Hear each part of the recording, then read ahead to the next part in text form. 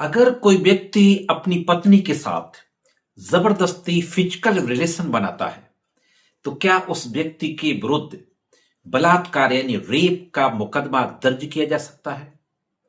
और रेप की एफआईआर अगर दर्ज हो जाती है तो क्या उसमें आफ्टर विवेचना चार्जशीट दाखिल की जा सकती है? एक मामला इसी तरीके का अभी मध्य प्रदेश हाईकोर्ट पहुंचा। मध्य प्रदेश हाईकोर्ट ने अभी 7 जनवरी 2026 को एक बहुत ही लैंडमार्क जजमेंट दिया।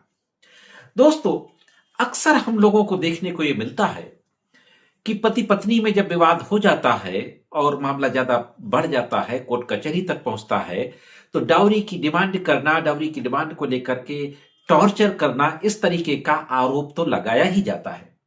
लेकिन पिछले कुछ सालों से जब से 498A वगैरह में गिरफ्तारी होना बंद हो गई, तब से एक और आरोप देखने को मिलता है कि जबरदस्ती संबंध बनाए और खास तौर से अप्राकृतिक संबंध बनाए, अननेचुरल सेक्स किया।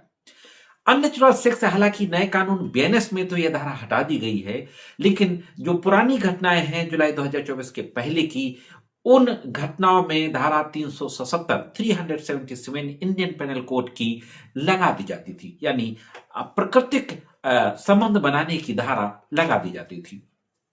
हालांकि ये सवाल कई जजमेंट्स में हाई कोर्ट से लेकर के सुप्रीम कोर्ट के समक्ष तक उठा है कि क्या पति के ऊपर 377 लगाई जा सकती है या नहीं लगाई जा सकती। मैं आपको यह भी बता दूं कि 377 को अब डीक्रिमिनलाइज भी सुप्रीम कोर्ट के द्वारा कर दिया गया है, लेकिन उन्हीं मामलों में डीक्रिमिनलाइज किया गया है जहां पर दो बालिग सहमति से इस तरीके के अननेचुरल संबंध बना रहे हों।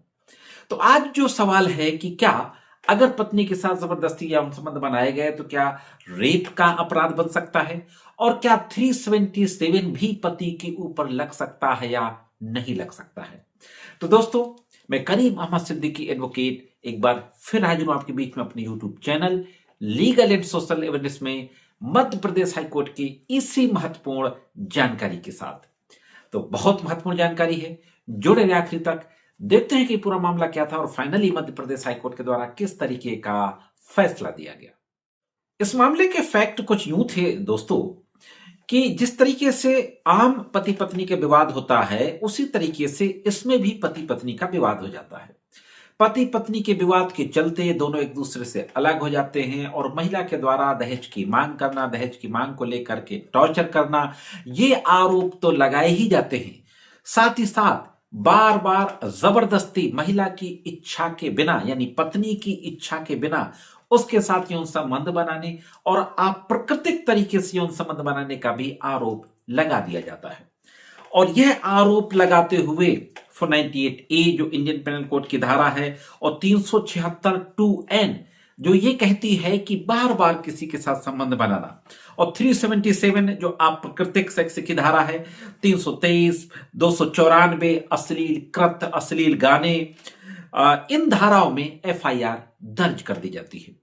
एफआईआर दर्ज होने के बाद विवेचना शुरू होती है। विवेचना के दौरान जो हस्बैंड होता है वो चार्जशीट को क्वैश कराने के लिए हाई कोर्ट जाता है। हालांकि ये जो रिट चार्जशीट को क्वैश कराने के लिए फाइल की जाती है हस्बैंड के द्वारा, उसको बाद में यह कहते हुए विड्रॉ कर लिया जाता है कि जब चार्जशीट आ जाएगी और डिटेल फैक्ट्स आ जाएंगे विवेचना के बाद, इस लिबर्टी के साथ हमें विड्रॉ करने की परमिशन दे दी जाए। हाई कोर्ट परमिशन दे देते हैं विड्रॉ करने की याचिका को। इसी दौरान हस्बैंड एंटीसिपेटरी बेल भी मूव करता है और उसको एंटीसिपेटरी बेल मिल जाती है। फाइनली विवेचना के बाद चार्जशीट आ जाती है केस में। चार्जशीट आने के बाद चार्जशीट को क्वैश करने के लिए हाई कोर्ट में फिर से याचिका दाखिल की जाती है। तो अब देखते हैं दोस्तों कि हाई कोर्ट में क्या होता है, किस तरीके का आर्गुमेंट होता है, कौन सी महत्वपूर्ण टिप्पणियां की जाती है हाई कोर्ट के द्वारा और अंतिम फैसला क्या दिया जाता है। यह जो मामला मध्य प्रदेश हाई कोर्ट पहुंचा, Shubham Mangal versus state of Madhya Pradesh, case की पूरी डिटेल, पार्टी नेम और नंबर आपकी स्क्रीन पर है। इसमें न्यायमूर्ति महोदय राजेश गुप्ता की बेंच के द्वारा सुनवाई की जा रही थी। उनके द्वारा बहुत महत्वपूर्ण बातें कही जाती हैं। उनके द्वारा कहा जाता है कि चूंकि 376 के रूप में रेप का मुकदमा पति के ऊपर नहीं चलाया जा सकता, क्योंकि 375 में अपवाद है कि पत्नी के साथ अगर वो 15 वर्ष से कम नहीं है, किसी भी तरीके का अगर मैथुन किया गया है तो वो अपराध की श्रेणी में नहीं आएगा। तो 376 का मुकदमा तो नहीं चलाया जा सकता। दूसरा ये कहा गया कि जो 377 है अप्रकृतिक यौन संबंध, उसके संबंध में मौजूदा कानून के तहत वैवाहिक बलात्कार की अवधारणा को मान्यता नहीं दी गई है, क्योंकि धारा 377 में स्पष्ट वैवाहिक अपवाद है। यानी जो 375 का अपवाद है उसमें यह कहा गया है कि पत्नी के साथ अगर मैथुन है तो अपराध की श्रेणी में नहीं आएगा अगर उसकी उम्र 15 वर्ष से कम नहीं है। लेकिन मैथुन को डिस्क्रिमिनेट नहीं किया गया कि वो सामान्य तरीके से संबंध बनाना है या अप्राकृतिक तरीके से संबंध बनाना है, तो इसको तो नहीं किया गया। लेकिन न्यायमूर्ति महोदय के द्वारा यह कहा गया। आगे वहां पर जो आर्गुमेंट किया जाता है हस्बैंड के एडवोकेट के द्वारा कि एफआईआर जो दर्ज कराई गई है वो काउंटर ब्लास्ट में दर्ज कराई गई है, क्योंकि हस्बैंड ने पहले से ही डाइवोर्स का केस फाइल किया था। उसके जवाब में ये फर्जी आरोप लगाते हुए एफआईआर दर्ज कराई गई। यह भी तर्क दिया गया कि पति को व्हाट्सएप मैसेज और कॉल रिकॉर्ड मिले थे, जिससे पता चला कि पत्नी दूसरे लोगों के संपर्क में थी। जब उसने पत्नी से इस बारे में पूछा तो उसने कथित तौर पर पति को झूठे मुकदमे में फंसाने की धमकी दी।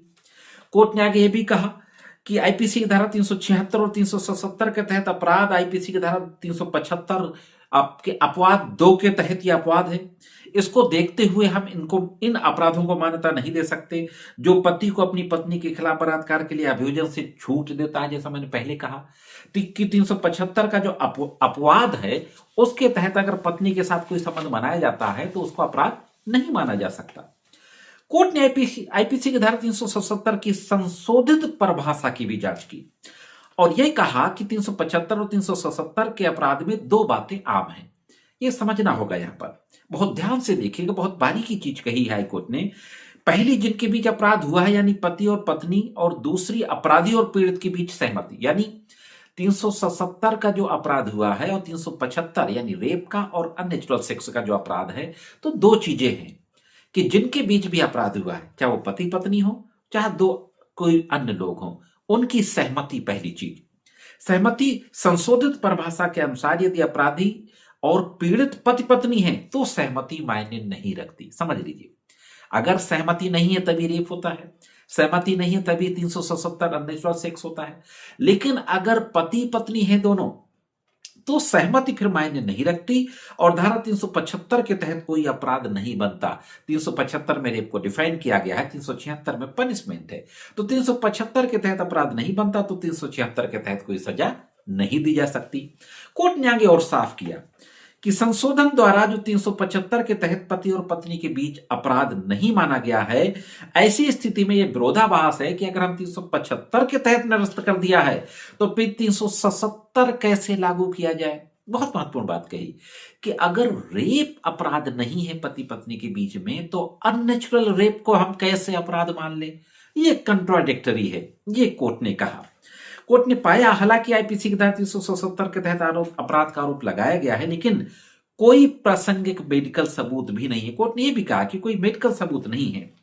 अभियोजन पक्ष ने ट्रायल शुरू होने के बावजूद केवल मौखिक आरोपों पर भरोसा किया।